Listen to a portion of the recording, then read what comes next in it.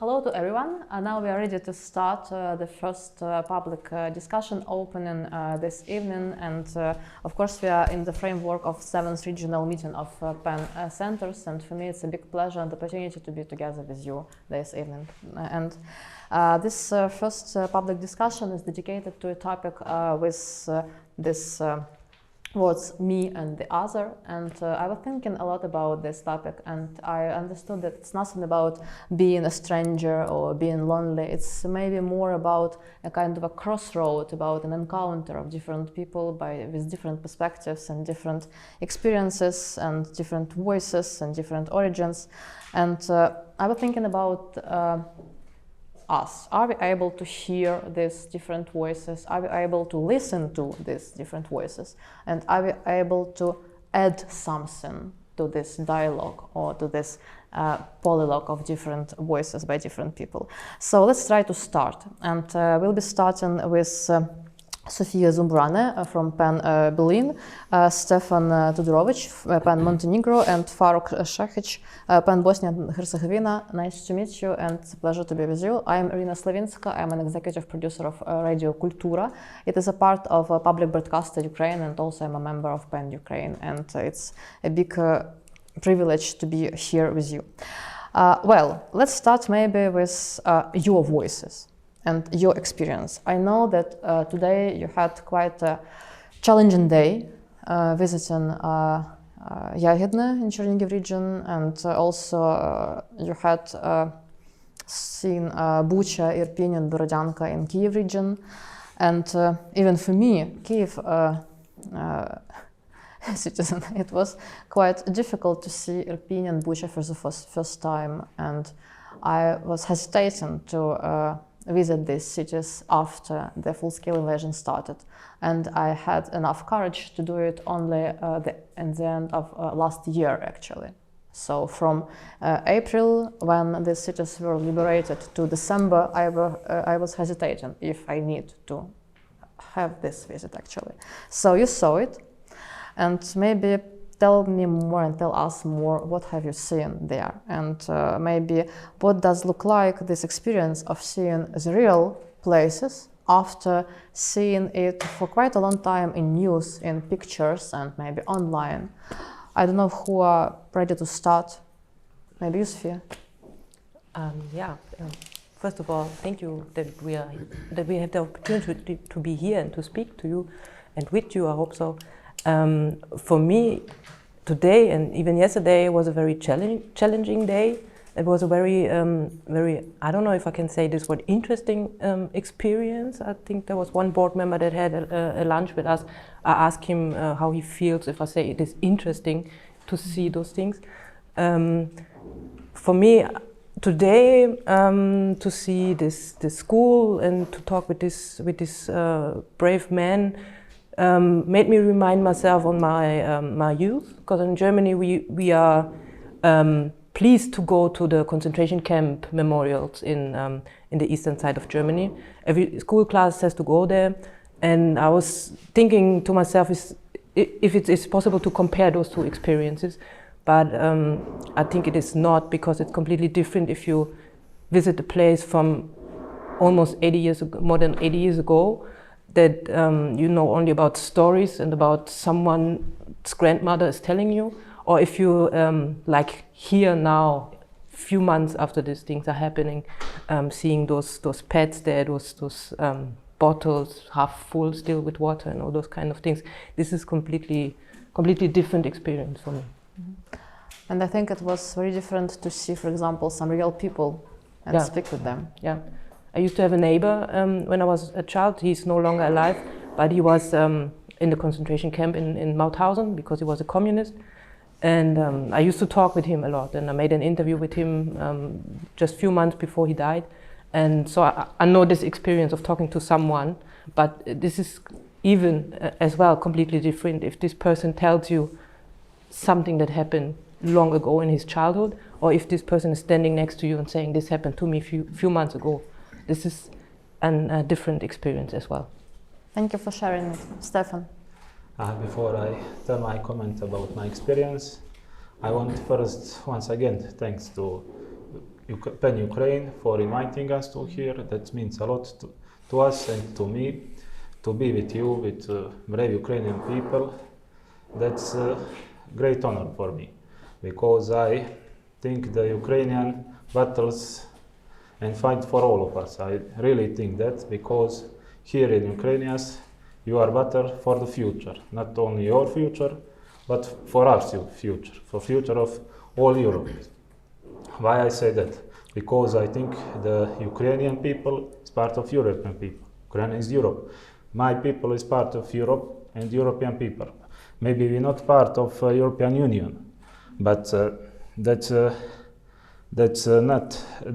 meaning nothing. That we are not part of European Union.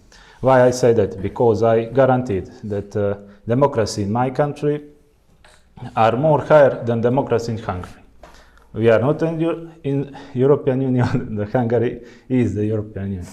And when I see this scene, how I see today this experience in the Chernihiv region, talked with men who survive horrible things, who speak about horrible things, who brave to visit that place again, who talk about that horrible things, the terrible things, what happened there when you saw the drove of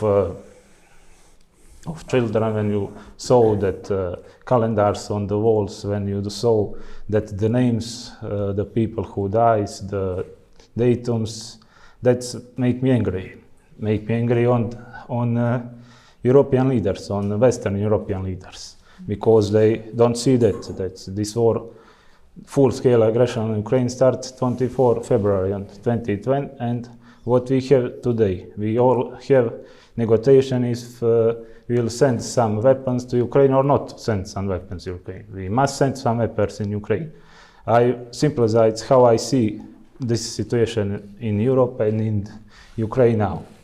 The ordinary men who drink coffee in Paris, in Brussels, in London, in Berlin, in peace. They drink that coffee in peace. Why they drink the coffee in peace?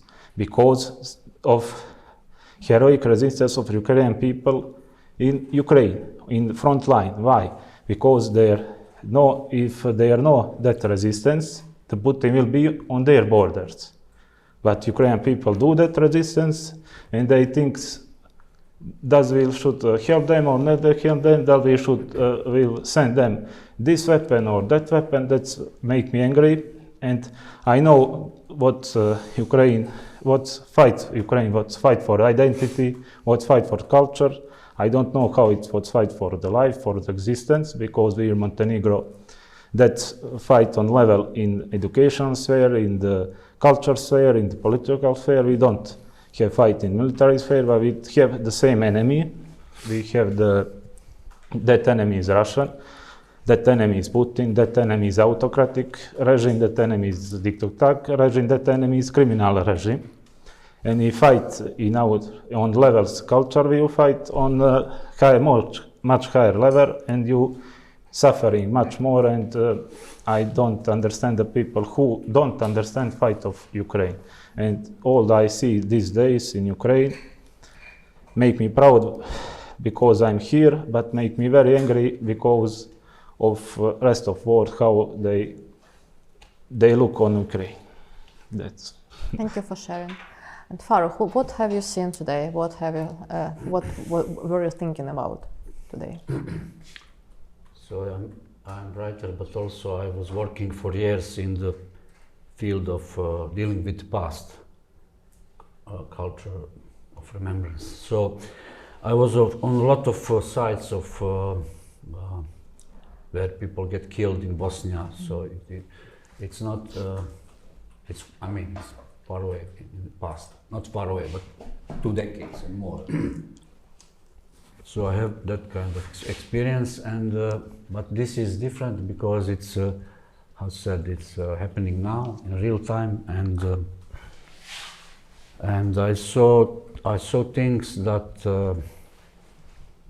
But first of all, I take the role of a journalist when we was in Borodyanka.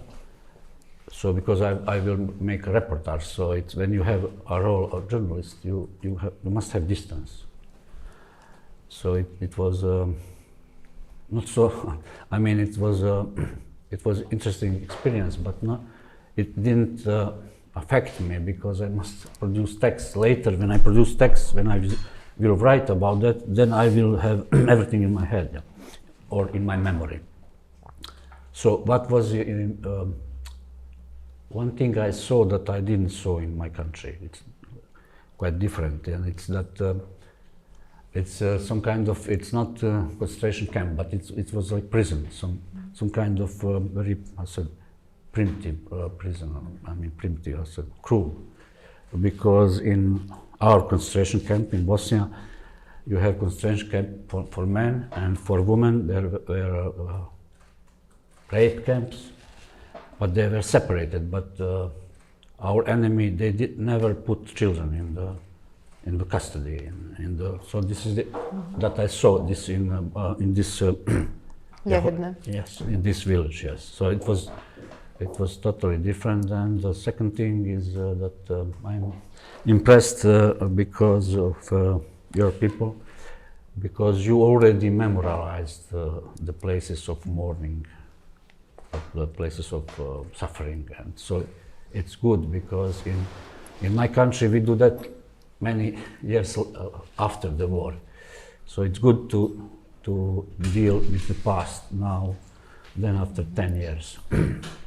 Even it is very hard to do it now because the war is still going on, and you don't know when it will be finished. So it will be, unfortunately, a lot of new places of suffering that they are not discovered yet. So we don't know that. After the war, the real horror of the war will emerge. I mean, it can emerge like 10 years after the war. Some things are unspeakable. You know, you can't force somebody to make testimony about raping, for example. It's always free will to speak about that or not to speak about that. And some people will never speak about horrors that they experienced. It's not easy to be that kind of witness. So that's my impression. Actually, I think it's maybe the most paradoxical part of any history about the occupation of the Ukrainian cities occupied by Russians, because after the joy of the occupation, you will discover the sorrow of all war crimes which would be discovered after the occupation, like rapes or like tortures against Ukrainian citizens. And I think that this issue of memory and this issue of the way we speak about this kind of experience, about war experience, can be my next question.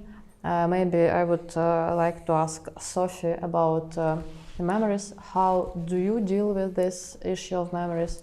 Maybe you can elaborate more about your experience of conversations with Holocaust survivors, maybe elaborate a little bit more about more general German context of dealing with issues of war, for example. Mm-hmm. So memories are our next topic. Yeah, memories and try to remember the cruelty of war is a very huge topic in Germany because of our history, of course. As I said, school classes, they are like kind of pleased to go to concentration camps to see what happened, to understand the cruelty, and this kind of sentence that we used to say, never again, is not just a sentence, it's like kind of our philosophy to say, war, never again, this must never again happen. And that's why for some Germans it's so difficult to see that this happens again. And to tell a story from my family, it's like my grandmother, she grew up in an area that today belongs to Poland, and she had to flee to Berlin. And through her time, like through the way she was living in a small village in Mecklenburg, and there was a nice family that covered her and her family, and there was Russian soldiers there, that they're there to free the country. So my grandmother experienced Russian soldiers as someone to coming and free the people. And they lived there, and the family gave my grandmother a bicycle so she could go around and see the village. And there was a Russian soldier coming, taking the bicycle and go and see the village, and after 2 hours he gave it back to her. And this is the kind of stories that I got told when I was young, when my grandmother spoke about the time of war. It's like Russians and Russian soldiers are our friends. And that's why it's so difficult for some people until today in the eastern side of Germany to see that a lot of things changed, and that this is, they have to accept that today there is the war, and the aggressive peoples are the Russian soldiers and Putin. And for me it's absolutely difficult to understand or to believe that there are people that they can't believe and that they're into the Russian propaganda. And don't get this, that we have to remember and remember and remember, but we remember some kind of wrong things as well. And we just believe in the things we learned and not what we see. And this is something I can see here. When I come here, I can see things and I can believe. And I can go home and tell my family, my friends, the people that used to talk to me and don't believe that this is a full-scale war that Russia started. And I can ask them, please come here and see this by yourself. And don't believe what you just learned 60 years ago, because some of those stories, they're not true or not for today, because things are changing. And this is kind of difficult. In Germany, not everyone are happy with military support for Ukraine from German side. There are a lot of different political parties being against this kind of help. What are you thinking about it? Maybe you can tell us more about this landscape of support or not support of in Germany, or maybe we can speak more about the changes in this attitude. Maybe there are some parties or circles which were against the military support for Ukraine and then changed their mind. Maybe you have your own history here. Mm-hmm. On one side it's because of our history that we say no war, no weapons, we must not send any weapons, because we have this kind of I don't know the right word for this. We have to be the peacemakers. We have to be the ones that won't be in a war again. We are Germany, we can't be in a war again. So that's why some people are saying we can't even send weapons, we can't even... We started saying, like Olaf Scholz, our chancellor, said, we can send helmets. And everyone said, like, are you kind of crazy? You can send helmets. Yeah, great. Those people, they will need helmets, great. What they will do with the helmets there. And this is the point where we started the discussion, helmets. And now we are on tanks. And this was a long journey that the German society had to go. And the chancellor had to go, and many parties had to go. And until today, there is at least one party that says completely still no weapons for no one, no matter what, no matter how. We have to be peacemakers. We have to talk. Putin and Zelensky have to talk. It's like, what do they need to talk about? I'm asking myself, how can I for sure say that this person has to talk to Putin and find a solution for this? There's no solution. What those two people are trying to find.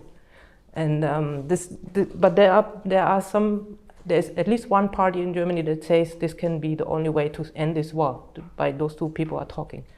And yeah, I think this is because of the Eastern German history with the Russian occupation, the DDR time. Many people are born and raised in the DDR time under Soviet Union experience, and many people, they used to live in Russia and Poland. Many people, they still have family in Russia. They still have relatives in these countries.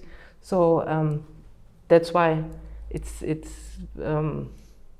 divided in Germany. The eastern side they're not all of them, but there are few still. But the western side of Germany is more different. I think they can say, like, they won't say Russia is right. No one there will say Russia is right. They know Ukrainian people are the ones that they need to defend themselves, and they have every right to defend themselves. And I think this is the right way of saying it. Ukrainian people have the right to defend themselves, and it's not about talking anymore, unfortunately. I hope that one day there will be a solution where the Ukrainian people can say, now the war is over the way we want it to be over, and not the way we have to be over. Speaking about memories, I think it's always like that. We can very easily move from memories to something like current affairs and today's situation. I just realized that being a radio presenter, I'm talking a lot with my colleagues about our experience of being a broadcaster during the Second World War, for example, because our older generation of colleagues had this kind of experience, and now we are living something like that, but in today's situation. So let's come back to the topic of memories and our way we speak about memories, our way to share memories, our way to construct memories. Maybe Stefan, you can go on.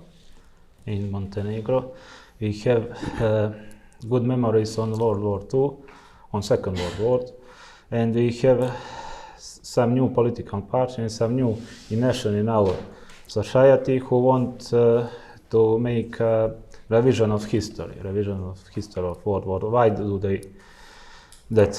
Because they legitimate political now. We have a big problem now in Montenegro because we have pro-Russian and pro-Serbian government. We are member of NATO. How we get that we have pro-Russian and pro-Serbian members and we are members of NATO?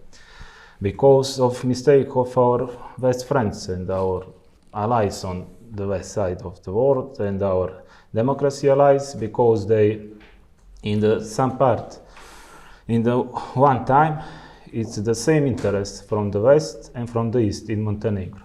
They all have same interest to change the political elite who rule in Montenegro consecutively 20 years. From different reasons. West side, honestly, our west friend, want to change that political parties. Why? Because the democracy. We develop our democracy. The Russian want to change that party because that party was pro-NATO and pro-EU. And they support one side and other side support the Church of Serbia in Montenegro. In December in 2019, the government passes the law that we nationalize our monastery and church, Montenegro monastery and church. Montenegro monastery and church used by Serbian priests of the Church of Serbia. That people are enemy of our country. That people don't recognize our country. They don't recognize our identity, don't recognize our culture. You know that very well because you have the same problem here. You have the problem with the Church of Russia, and I think you will resolve that problem now or not. I don't know. We are starting to resolve it. Now, yeah. Start to resolve. Yes, we don't resolve that because when that starts, because of democracy, because of suppression of religious freedom, our West friends support Church of Serbia, and in 2020, and now they call them the proxy of Russian. They are the proxy of Russian. They are in 2017, they are in 2019, they are now. But in that moment, their interest was be different than now. And that kind of people want to do the revision of history because their people who their glory, they lost in World War II. They're called Chetniks and they collaborate with Nazis, they collaborate with Italian fascists and they lose. But they glory that people. Now they want to rehabilitate that people for in political goals because we have divided society. We have Montenegrins with Montenegrin national in Montenegro, we have Serbians with Serbian national in Montenegro. Montenegrins are pro-NATO, pro-EU, the Serbians are pro-Russians. And they are for alliance with Serbia, they are not. They call NATO like Fourth Reich and something like that. And that's our memory. We fight now what happened in World War II. And I don't know what to say about memories, because they know there was war crimes in the World War II. There was war criminals, but they want rehabilitate. That's goal, because if they present they're like good guys, they do the legitimate what they do today, because they today do the crimes on culture and the identity of Montenegrins. Thank you. And maybe we'll continue with Faruk. I remember your text for The Guardian. You were writing about the memories of the war you experienced, and about some maybe close things and experience you can recognize in the current Ukrainian context. Maybe you should tell a little bit about this. Yes, in that text and in other texts I make a comparison between our experience, war experience in Bosnia, and currently war aggression Russia on Ukraine, I mean from 24 full-scale invasion. And of course, unfortunately, I see a lot of similarities. And even before the full-scale war in Ukraine, I was convinced, well, like 1,000,000% that war will start, that Russia will attack Ukraine, that they will come across the border, because it was like déjà vu, like history is repeating. Because I remember, I remember the speeches of the Slobodan Milošević. He was the president of Serbia in the beginning of the 90s, and when Putin was talking a few days before a full-scale invasion, it was almost a copy-paste. He said, Ukrainians are a fake nation, they are not existing, Ukraine is fake land, state, and we already hear that from the voice of the Slobodan Milošević. So it was like a tragic, similarity. And a lot of other things would give me the feeling that war will start. So I fight with some people and said, no, they said, no, Russians will retreat from the border. It's just exercise. No, they will not attack, But so yes, and of course, every war is not the same, of course, but a lot of things inside is it's same,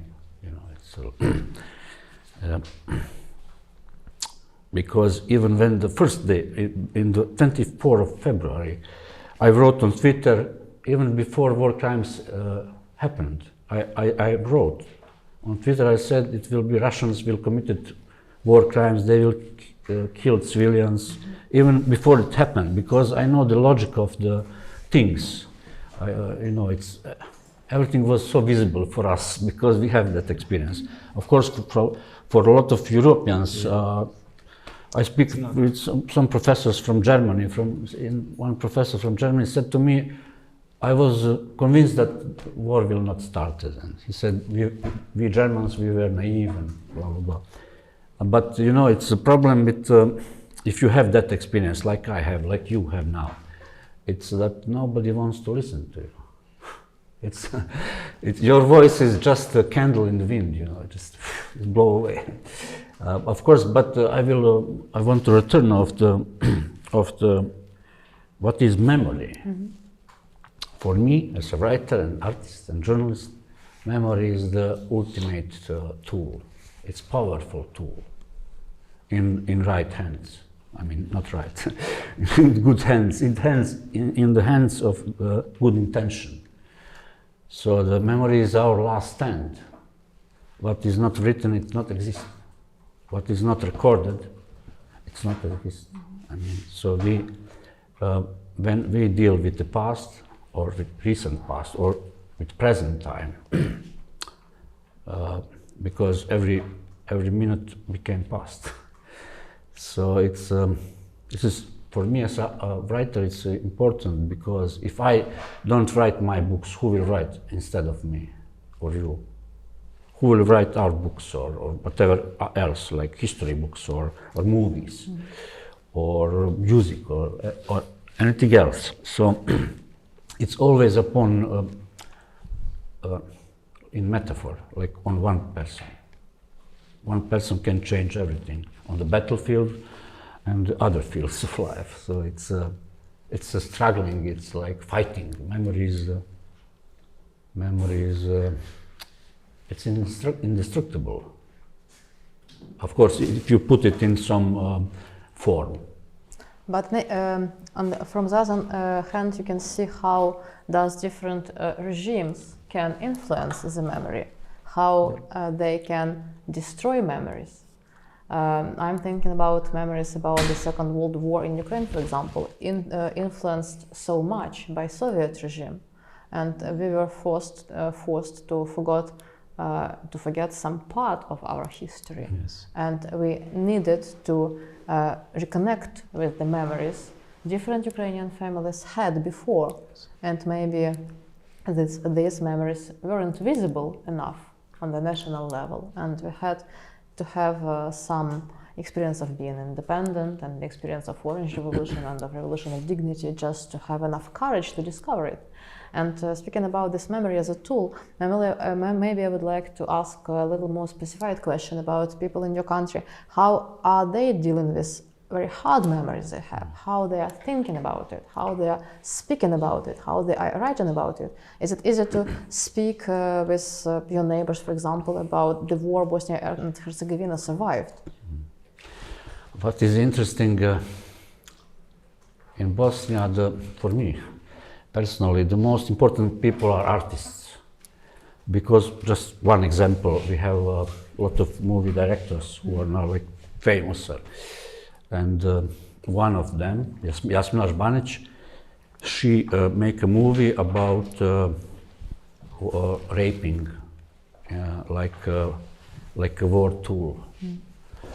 And after that movie, the movie called Grbavica. It's one part of the city in Sarajevo. And after that movie in European Parliament, they have voting and they declare like rape as a war crime. I didn't know that before. War crime was not raping during the war was not like war crime. So that is the best example how the art can change the reality. I mean, good way. And so, because our state is very complex and it's divided and it's very with a lot of bureaucracy. And we have 3 presidents, not one, and they rotated every 6 months. And in Switzerland, they have also a lot of presidents. So it was.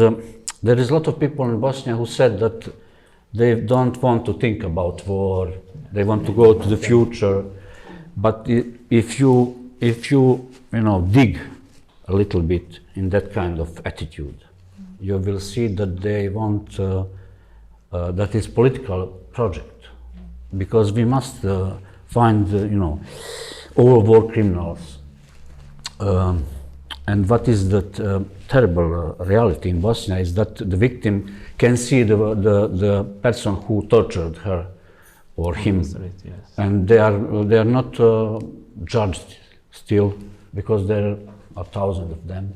I mean 10,000, and not like in post-war Germany, but The case of former Vojmakaj, the ministry. Yes. And we have a lot of sort of bizarre, surrealistic situation, and in which I talk about that today, about our federal minister for culture, and she said that the war criminal who was in the jail and he finished his sentence, he is not war criminal. Now he must be rehabilitated like normal citizen. I mean, war criminal is always war criminal. It can't be. You can't change that. You can't be better person if you killed 100 people. You will never be better person. I don't believe in that. I mean, that kind of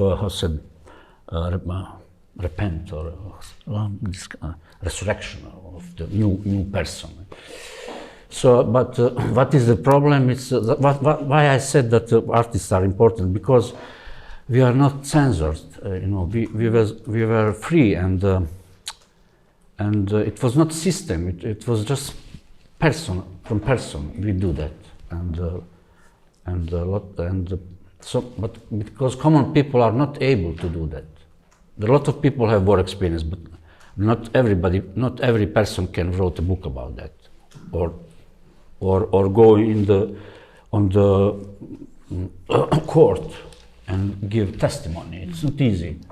So we have that kind of. We have luck that our artist was they have like good mission. Yeah, actually art is very important, speaking about memories and speaking about the possibility to meet the other.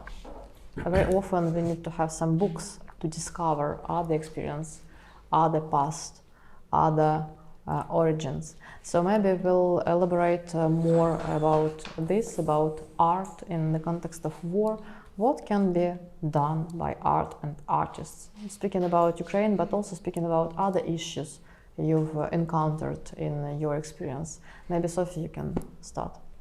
Yes, but I would like to go back with 2 sentences to the topic of memories, because I think memories is also a matter of manipulating others, but also yourself, as my grandmother is doing, that she's telling herself those kind of almost lovely stories about Russian soldiers. And once, now I'm coming to art, I tried to give a novel written by Julia Frank, Die Mittagsfrau. I think it's translated to many countries, many languages. And this book is about Russian soldiers coming to Berlin, raping women in Berlin. And she didn't want to read this. She didn't want to. She knows, but she didn't want to believe, or she believes, but she doesn't want. She was manipulating herself. So this is just one example, right? How memory can work also. And now coming to art, I think as a writer, it's very important to see what is happening and to tell the truth and to be honest to yourself and trying to show what is really happening. I tried. My last novel is about also about kind of memories and trying to manipulate yourself and to not trying to see what really happened, but it's a story about cruelty that happened to people and how this affects on the lives of the people. And I spoke with many victims of rape to write this novel, and I spoke to like about 20 women. And every woman that you meet can tell you kind of a story, because she suffered by herself, or she knows another woman that suffered, or she has a woman in her family.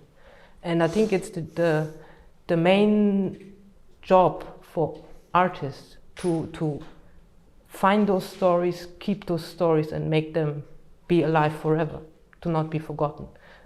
If it comes to cruelty and violence, especially in times of war, because when the war is over, you will start forgetting things because you don't want to talk about it anymore. You want to forget. You want to just go on with your life. I think this would be my reaction if the war is over and I will see, okay, finally I'm free. Or I think I'm free, and I want to go on with my life.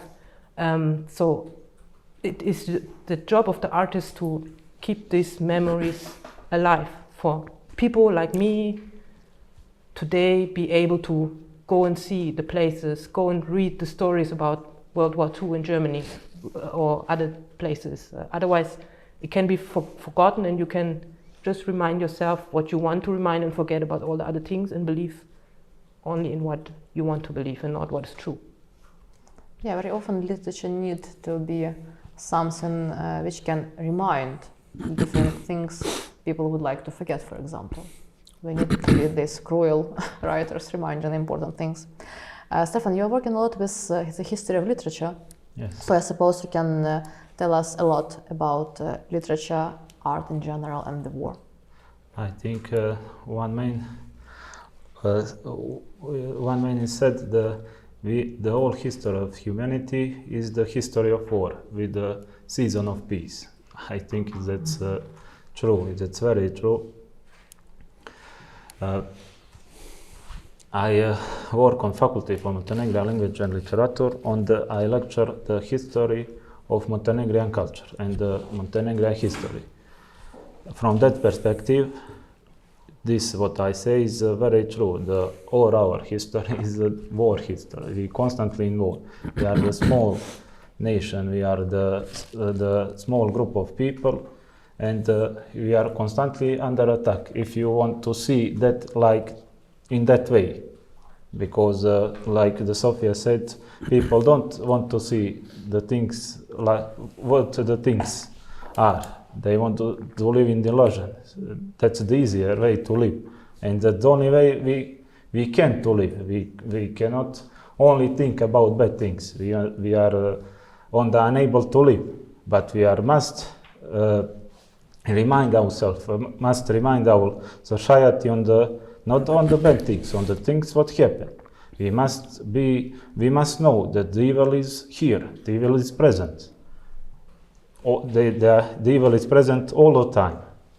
Maybe we talk about something else. Maybe we are the friends, we are out, but evil is there, and and they wait to attack us. If we are not ready to defend ourselves, I think the evil in Russian is there much more. But when we talk about the political sphere, and they wait the weakness of the West, and they think the West is the weak, and they attack Ukrainians because they are not attack Ukrainians. They are Putin is evil. Evil is not they are politicians. They are not idiots like we said, and we think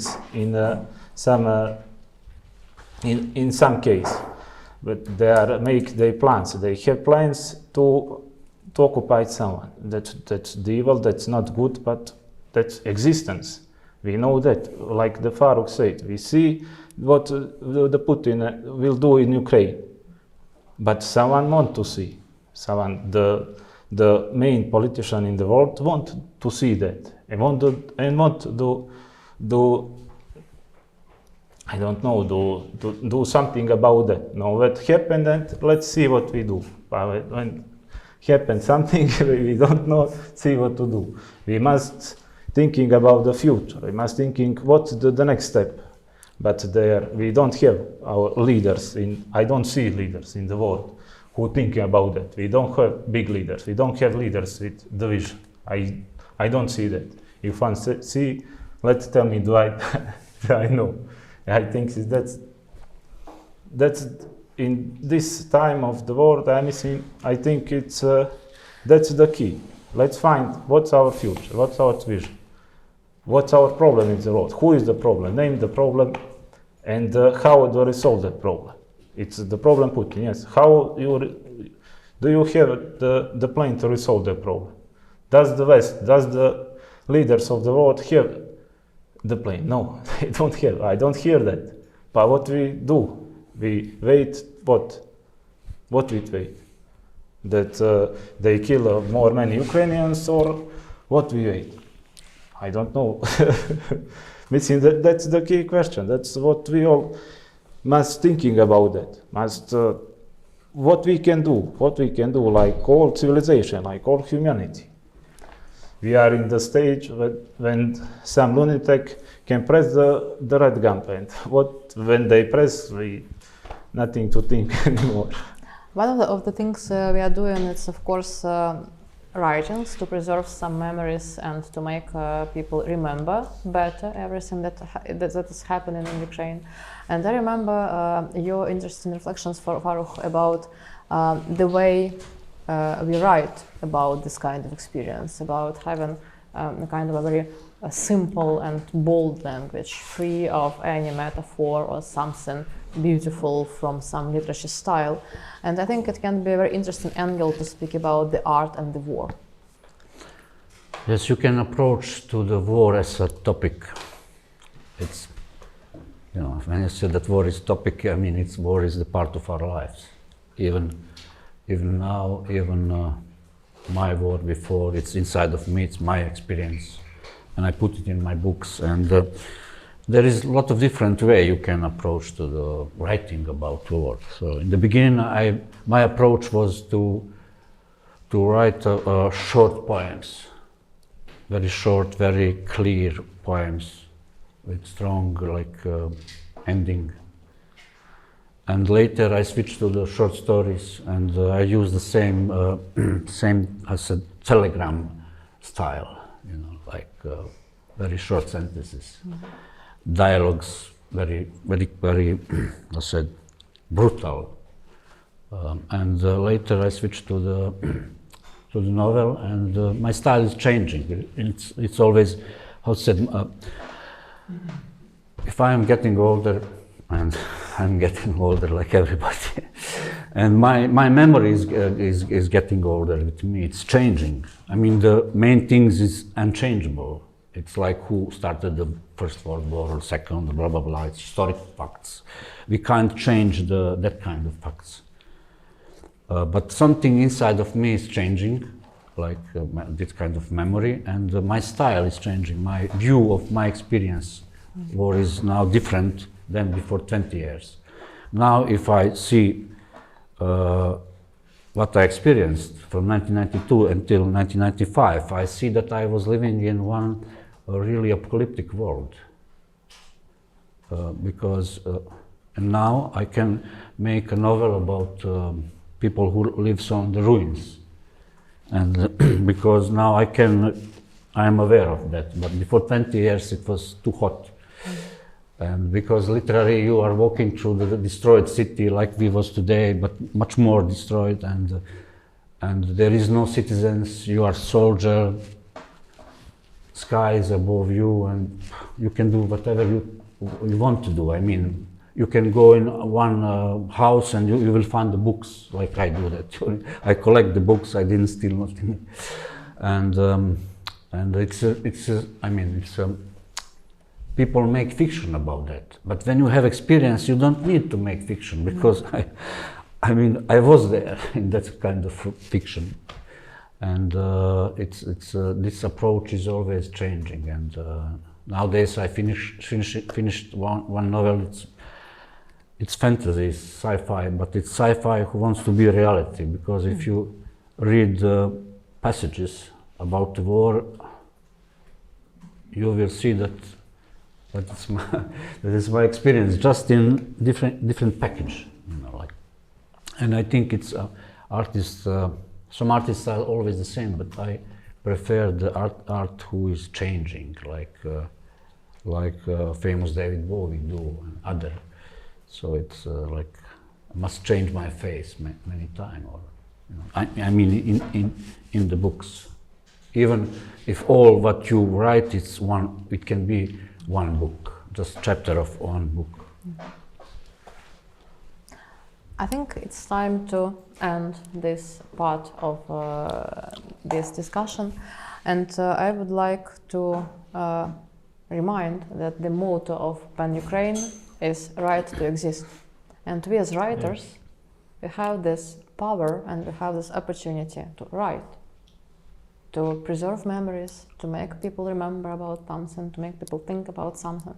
And I think that your experience of seeing everything you saw today and yesterday and you will see tomorrow maybe, it's something which can have very strong links with your own experience before this trip to Ukraine. And maybe it will influence things you will tell in your countries about things Ukraine is passing through these days. So thank you for all of you, for your experience and for your words, and thank you.